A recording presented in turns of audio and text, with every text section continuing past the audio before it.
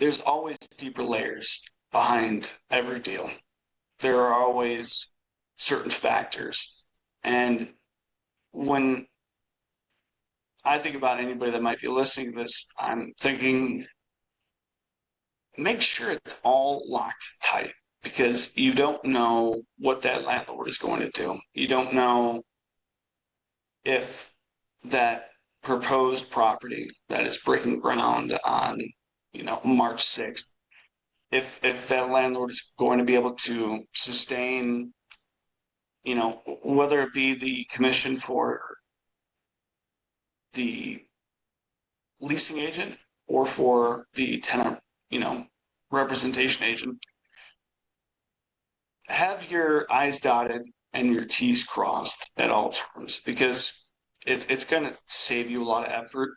It most likely won't be needed down the line, but should that ever occur, make sure you're in the right position to get what is yours. I mean, DFW still remains the epicenter. I mean, there could be a lot of argument back and forth on that, but we have been between 18.2 and 17.8 for the last 6 years. Very little fluctuation. You can go to a huge major metropolitan area like New York City. I can tell you right now, there's going to be a hell of a lot more fluctuation in that number. But we remain consistent. And that is frustrating in some ways, but positive in a lot of others. When I say we remain consistent, we also remain consistent in the largest deposit of unusable buildings in the country, which is extremely irritating. Yet we find a lot of people trying to figure out new ways to create avenues of development, is what I would call it. So we're taking Class B buildings and maybe we're turning them into residential establishments. We're taking Class B buildings that, maybe have an opportunity to be Class A, but quite can't reach it, and investing, $1 to $5 million into turning them into Class AA. But that's only if you're lucky enough to be in an area that, deserves that kind of attention. So you need to be right off the tollway, or you need to be over in Turtle Creek, or you need to be in an area that is quickly developing and happening fast. So, I mean, it's unique and different. But yeah, tell you what, I call it the love of the game. If you enjoy navigating that kind of, I guess I would describe it as tumultuous frustration, then yeah, you're in the right place. But if you want something simple and easy, don't go here because you're no longer able to do just office. You're no longer able to do just industrial. You need to be able to traverse different sectors within the commercial real estate environment. And it goes against everything that we were taught when we got our licenses. And that is figure out your niche, stick with that niche. I don't really see that as a possibility anymore because you never know if that office building is going to become retail, if that industrial building is going to become office, if that office building might be turned into industrial at this point. You need to be able to handle that fluctuation and that change in perspective based on the client's needs. And that is what I have learned most specifically in the last 6 months. It's fun if you want in on it. But it is if you just want to be exactly what you were supposed to be, and that i.e. I just do investment sales. I just do office representation. I just do industrial representation. You are limiting yourself, and you're going to be behind the curve at the end of the day. Yeah, that makes a lot of sense, especially in such a unique footprint, like you said, in DFW of I mean, unique is a word. I would say, I would say we more or less lay out the brickwork for any other office and or industrial powerhouse. So we can jump to Atlanta. We can jump to honestly Cincinnati. I mean, they have 6 Fortune 500 companies over there. Office is always a huge plateau over there, and they never get any recognition. Um, New York, but it's just the one thing that's always separated us from the major players, since we brought up New York, is that cost per square foot. We have buildings in DFW now going for $90 to $95 per square foot for Class A AA. That is outrageous. That is unheard of. That is something that has never happened in Dallas, to my knowledge, up to this point. And we're there. But that's Class A AA. And everybody keeps forgetting about these Class B buildings, this hurricane of concrete buildings built in 1980 that have nobody in them, and nobody knows what to do with them. And everybody's trying to figure out new and unique ways in which to make them useful. But what is that way? Because depending on what area you're in, like if you want to take a Class B building in Rowlett, good luck. Good luck turning that into an apartment building and charging the rent that would be necessary to make that liquid for you in any way, shape, or form. So it's like I find it fascinating because everybody loves to use this phrase, cultural melting pot. We are in a real estate melting pot right now. You really have no idea what is going to happen next. What's going to be the new big trend? What is everybody doing that's going to make the next person want to turn their very unvaried asset into a varied asset? How can it be something that everybody might want to purchase? And right now, like I said, it's just we have a bunch of concrete that isn't mixing. So it's unique and different. I have fun with it because each new call is a different opportunity, and it allows you a lot more perspective on what's actually happening in the market. I mean,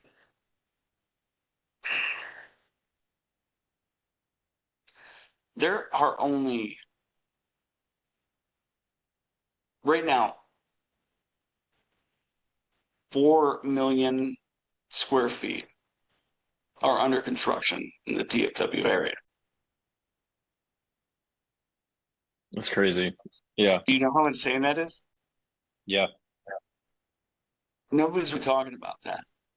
That it goes to tell you how trepid the market is right now and how concerned people are about figuring out what to do with the current inventory. And again, this isn't the Class A, the Class AA. Those are flying off the shelves. Everybody's making money on that. It's these Class B and C's that nobody wants to be in because everybody keeps talking about the mandate to bring people back into offices. Guess what's not happening? People going back in the offices. People are coming back into the offices. So and I appreciate the fact that we've always been trendsetters, and DFW was the first one to kind of get on board with the idea that if you are going to reduce your footprint, you're going to scale back that office. You're going to go from 20,000 square feet to 10, to 8, to 5. you're going to do it in a place that looks sexy. You're going to do it in a place that makes your employees want to come back to work. And fucking A, brother, we have figured out a way to do that. We really have. These are a lot of unique buildings, and credit to Turtle Creek. I mean, that is one of the fastest growing markets, not only in Texas but in the country. Like when you're looking at those rates, that those 50 to 90 square foot rates, you can find that in Turtle Creek. So we're believe it. figuring it out the right way. I guess when I'm talking about I'm talking about Dallas, DFW collectively. But when I'm talking about you and I, those people that are looking to invest in the right property at the right time for the right thing, what's the right answer? What is the next solution? As we talked about earlier, I don't think we could take those outskirt Class C properties and turn them into those premium residential complexes that you see everybody pushing on social media, LinkedIn, or in the news. I don't think that, the great names that I will not mention of Dallas, Texas, that own, a majority of the property in this area have a clear idea as to what to do either. So it's a unique time. It's a unique situation. I think it reminds me a lot of, like, everybody looks back and they go, fuck, I wish I would have invested in Apple. Right now is that key moment where you go, if I make the right investment in the right company, who knows what this could spiral into? It could spiral into absolute success, or it could spiral into absolute failure. And I guess I enjoy a little bit of that chaos. I think it's fun. I think it's unique. I think it's different from a lot of areas that are just all doing the exact same thing. But we are in this place where, yes, we have Toyota, we have Southwest, we have JP Morgan, we have AT&T, we have those giant corporations coming here that are obviously here for the right reasons. I mean, at the end of the day, a lack of state income tax is going to benefit you substantially. But outside of those giant players, we lack the mid context. We lack those ones that are willing to take on, a 30,000 square foot building, or a 20,000 square foot building, or even a 10,000. You're either, top tier, or you're no tier, and you're just looking for 1,500 square foot, hopefully able to afford it in Hall Park or International Business Park. But those rates only continue to go up as, lack of occupancy. I mean, Hall Park has delivered something that is probably going to be the footprint or the floor plan for any future, business complex, in that, they have the hotel, they have the park inside of the park. They have Class A options and amenities for all of their employees. And they thought ahead of this. I mean, that contract, the Hall Park over in Frisco / Plano, has been in the works for over 10 years. And that foresight was huge. And I know I said I wasn't going to bring up names, but like the Billingsleys are always thinking about new ways to innovate as well. And I'm curious to see what they do with International Business Park, and whether or not they're just going to let Fisher Investments buy the entire damn thing. We'll see. They've already eaten up about 35% of the park to this point. And for me, it was exciting early on because that created a lot of opportunity with employees that had to get out of there. But now I'm like, oh, that was such a staple for that area. And you're kind of removing that opportunity and that economic development for, future companies or employees in that area, yeah, it's just going to be Fisher Investment Capital over there. So we'll see what goes down. But I mean, it's hard not to be excited still. It really isn't. I mean, vacancy is still trending at about 7.9% across a combination of both office and industrial. Very low, which is confusing considering that we're at 17.9% in DFW as a whole, but still maintaining. A lot of owners have taken on month-to-month contracts, which has never, to this point, been allowed by most, but you'll see more and more landlords willing to do month-to-month contracts. Man,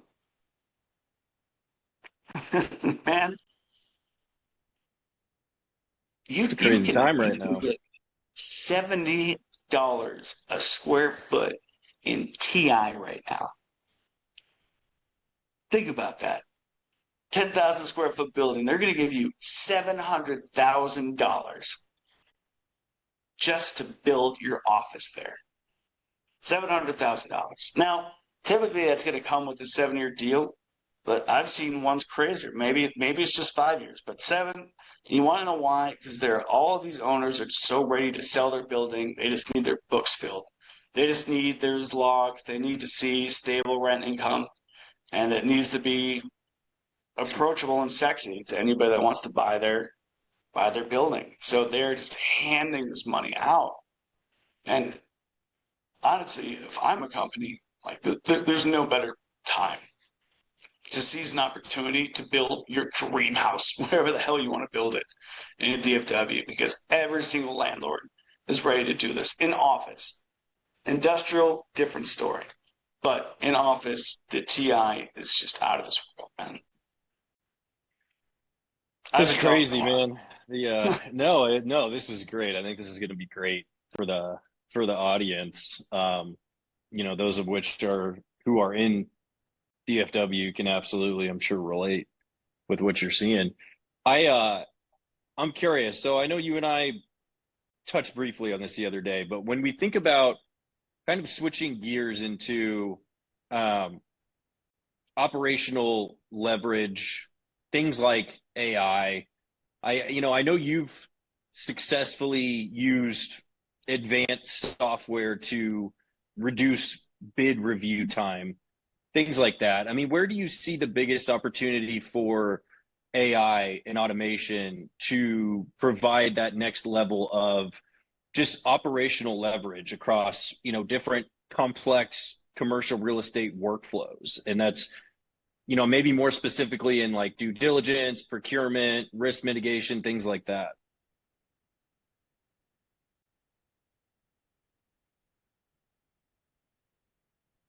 So here's what I would say. And I'll answer your question by giving you context. I started in a firm that had a transaction manager, that had a director of leasing, that had all of the different departments where your only job was to get a letter of representation signed, or for others that may be a listing agreement signed. And the moment that happens, you hand it off. That transaction manager then goes about searching those, 100 plus number of properties and finding and identifying those specific units for that tenant looking for that property, or that, listing agent hands it off to his partner, and that partner is then going through and identifying all of the market comps for that specific property.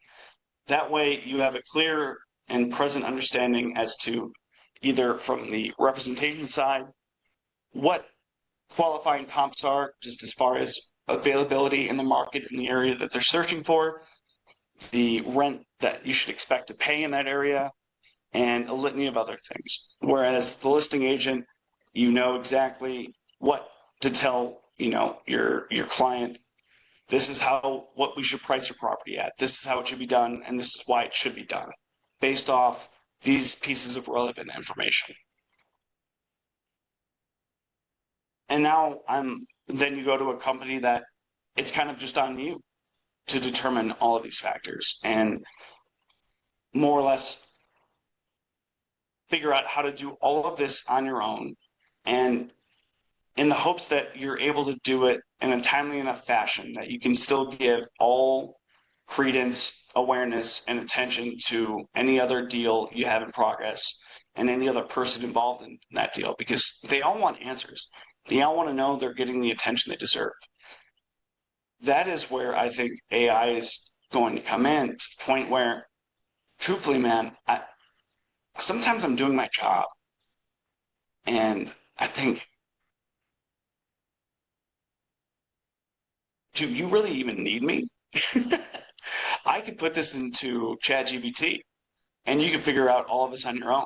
The only thing I'm really bringing to you is an awareness and an understanding of the industry and that human element, that ability to negotiate with another person. Now, you remove all people from that equation, there's little need for me. So I guess to answer your question in full spectrum, I see it going to a place where real estate agents might be obsolete, if I'm going to be 100% honest. I do think that there are probably going to be statutes put in place by the government that will limit the ability of AI to do this in eventuality, because, I mean, if you stand on a platform that says we're going to reduce unemployment and create more job fair, it's very difficult to do that with the onset of what seems to be the AI renaissance right now. So I wish I had a clear answer for you that didn't sound so bleak, but everything I'm doing outside of my ability to actually communicate and do what I do best as far as negotiation is concerned. I used to stay up all night putting together LOIs, and now I can give the specific parameters, give the statutes, give the expectations, give the needs and wants, and tell my AI to do this and put it into an LOI format that I provided to it, and it's done. It's terrifying and exciting at the same time. So while I love all the ability it gives me, I am always cognizant and cautious of that little voice in the back of my head that says, you're just telling it how to do your job better than you are at the end of the day. It's just learning from everything that you're supplying to it. So we are at a weird juncture in technology right now where our profession is as valuable as the person that knows us and that wants to recommend us, because if I am a CEO or somebody that has any level of reasonable intelligence, I have a clear idea that a lot of the things that I'm doing for you could possibly be done by AI. Yeah. No, I mean, I think you make a good argument, and it's so interesting because everybody has a little bit of a different take on it, Mm-hmm. and it's like I was talking to a guy earlier today who, he we were talking about like AI reducing the need for additional headcount, right? Like, and so you're basically automating systems and processes that people would have otherwise done and you would have hired for. And he said, well, that's one way of thinking of it. He said, but if the AI is coming in and adding 5 times as much revenue as we're making right now, that's going to make the need for me to hire other people. And if I'm making $5 million off of these tools that are doing this, what's hiring 5 more people going to do to me? So it's like that. Also, the other side of it is like, ah, that's a good point. Like, even though it does in theory do things that we can do in some way, shape, or form, we don't know if it's going to be a net, positive or a net negative in regards to adding additional jobs. Because there's both schools of thought there. To your point, though, in terms of like, the trepidation or like that, I think it's like a healthy fear of like, man, if I'm telling ChatGPT That that, would be a healthy fear, yeah. yeah, I mean, I think it's a All of a normal sudden, everybody's reaction. a lot more on their shit, right? Yeah, yeah, exactly. And they're like, well, no, no, no, we don't need that. We don't need that. I got it. Don't worry about all that. Um, do you guys use anything internally, not in terms of like, LOIs and things like that, but do you guys have anything that's like in the background that's automated for you at all? Or is it all more just, kind of status quo for how you guys have done things all along? I think we are in that very same position as a number of boutique firms where Yeah. you're trying to figure it out in the background. You're trying to figure out how can we create this automation without, I guess, reducing employees, reducing um, or impending workflow because we have to halt everything while we're doing this entire new integration. This is what I mean when I say workflow. And trying to figure out how to best utilize it. Are we going to go with one of those million different people that message you on LinkedIn about how they can just have AI cold call for you and get you X amount of clients a month? Or how AI is going to completely resolve all of your HR concerns and needs, or how AI is going to help you invest all of the money you've just made on this new deal. And it's just you need to remember that a lot of these companies grew to the level of success that they're at now with actual people. For sure. And I feel like people can still do that, 100%. but there is absolutely 100% a way in which to utilize AI within your industry to make you better than you were before. And identifying what's going to do that without reducing jobs and what's going to do that without reducing the need for actual human beings. It's I wish I had the answer for you, brother. I do. I, and I encourage anybody listening to this to tell us the answer, but it is such a difficult balance. And we keep bringing this up that this dichotomy between terrifying and exciting. And I think that's where we're living right now. It's just each new discovery, each new capability is so exciting. Each new discovery, each new capability is so terrifying. Where Mm-hmm. does what's our actual use? And how can we find ourselves or find a place in the world where what we're good at is still useful, you know? And there's never going to be a world where people are merging, selling, buying, where there doesn't have to be a handshake involved. So, I mean, human hands are always going to be needed. They're always going to be necessary. It's just about how many hands were needed to get you to that place where that handshake is happening. And if I could encourage anybody to do anything, that is make yourself as irreplaceable as possible. Yep. Yeah, I think you make a good point though. You can't replace the human to human interaction. And even if you try to run your business, and I do think it does depend on what kind of business. If you're running a fully digital platform that is just interactions online, like you could probably get away with it. But in some way, shape, or form, somebody's got to be behind the behind the computer at some point. I was doing one of these with a guy who, Have to click yes.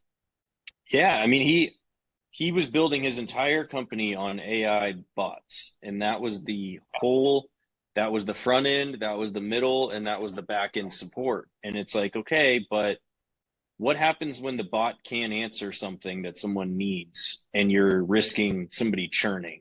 Like who handles that then? So it's like I think people are really quick to just say, hey, this is able to replace this, or this is able to be our primary way that we go about this. But at the end of the day, like, you still have to have a human element to it, you know. I want to know how many people that might hear this have screamed into their telephone at the top of their Exactly. damn voice. Human I can help representative. you. Human representative. Sure, you want a human, but I could probably help you. What is it I you could need? probably. Like, Oh my yeah, you're like, God. no, Yeah. you can't. Oh man. Oh man. Don't get me started. I yeah. I'm right there That's with funny. you. It's scary.